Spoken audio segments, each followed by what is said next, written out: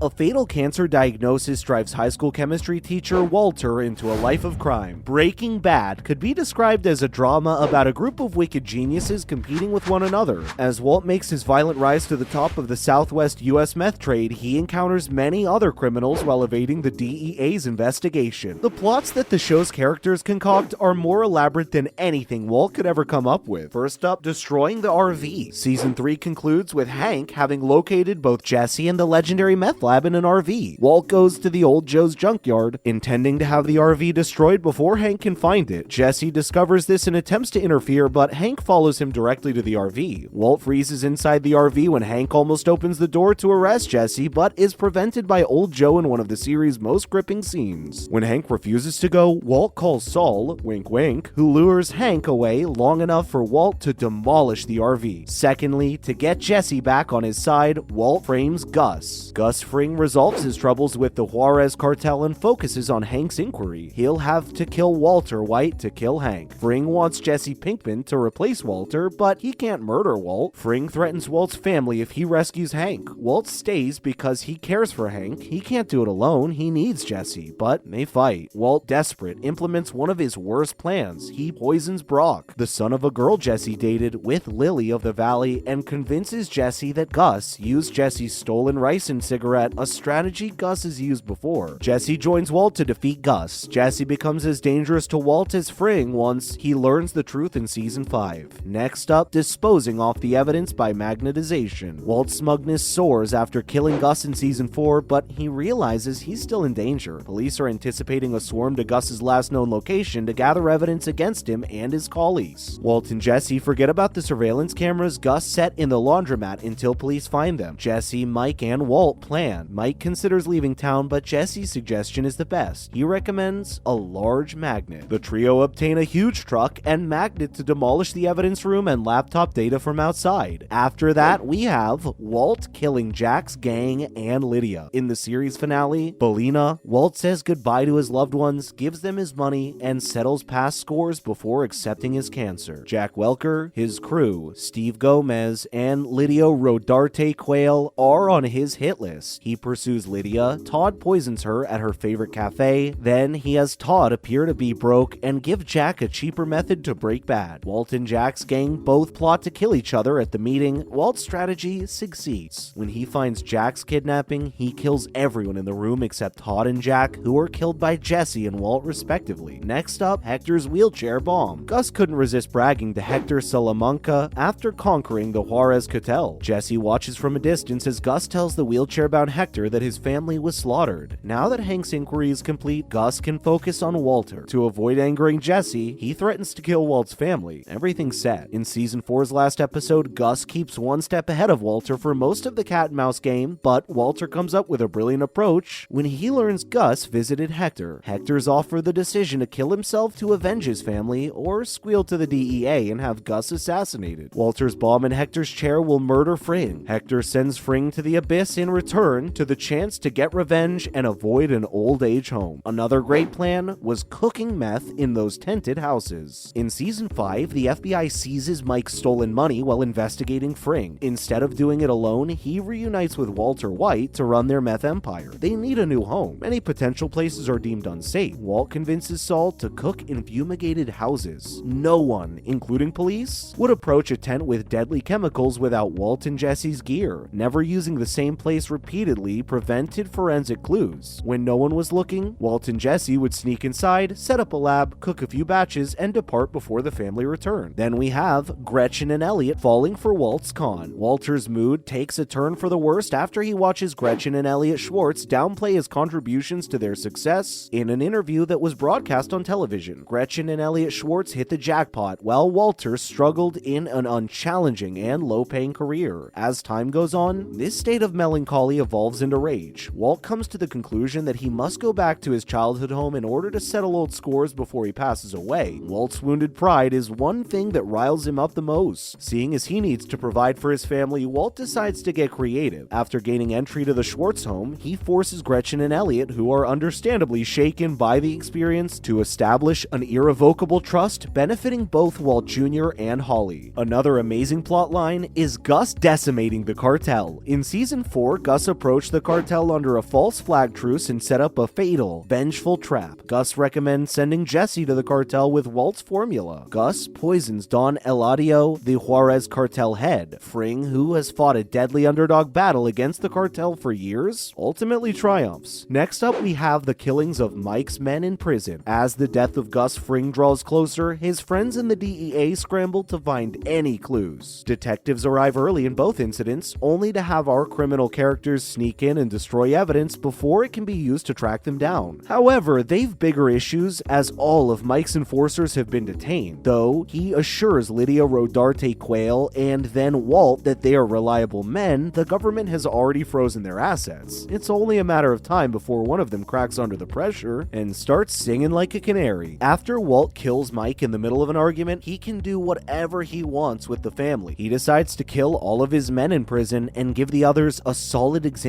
along the way. Then, the death of Gail at the hands of Walt and Jesse. Gus Fring takes great care to avoid arousing suspicion. One of the biggest obstacles in his way are Walt and Jesse, whom he tries to eliminate time and time again. In Season 3, Jesse learns that his pal Combo was killed by Fring's thugs. This disagreement has too many sides to cover here. Walt stops Jesse's killers after Gus is sure Jesse's replacement, Gail Botcher, can oversee the cook alone. He kills Walt in secret, leading Jesse to go into hiding. Walt realizes he has little time as Gail spends a whole cooking session asking questions. After that, he tells Jesse they must kill Gail if they want Fring to keep them on the payroll, since he doesn't want to fall behind on the meth cooking. Jesse's decision to shoot Gail is devastating, but it gives Walt time to get the upper hand on Fring's next season. What's more was the brilliantly executed train heist. Walt and Jesse will always have tools if they work for Gus. After Fring's death, they begin their own meth cooking business and now need methylamine. Lydia Rodarte Quayle tries to kill Mike and his friends but promises them valuable information in exchange for their safety. Methylamine is delivered throughout the desert via train. The train crew can't contact authorities on a short stretch of track without reception. These masterminds need to pull off the most profitable train heist in history. Patrick Kuby, Saul Goodman's conman and enforcer, will have car problems at a certain stretch of track, stopping the intended train car over a low bridge. Walt, Jesse, and Todd Alquist rush to drain methylamine from the train car into an underground tank under the bridge as the conductors help Kuby restore the vehicle and Mike acts as a lookout. The meth is substituted with the same weight of water so no one notices until it's too late. Lastly, we have Walt finally getting caught in his lies. Hank realizes Walt is Heisenberg, but needs more evidence to arrest him. Jesse Pinkman wants revenge on Walt for poisoning Brock and is eager to help. Hank and Steve suggest Jesse meet with Walt, who wants to make an atonement but is ignorant of the DEA's role. Jesse doubts seeing the nasty Mr. White in public and suggests they steal the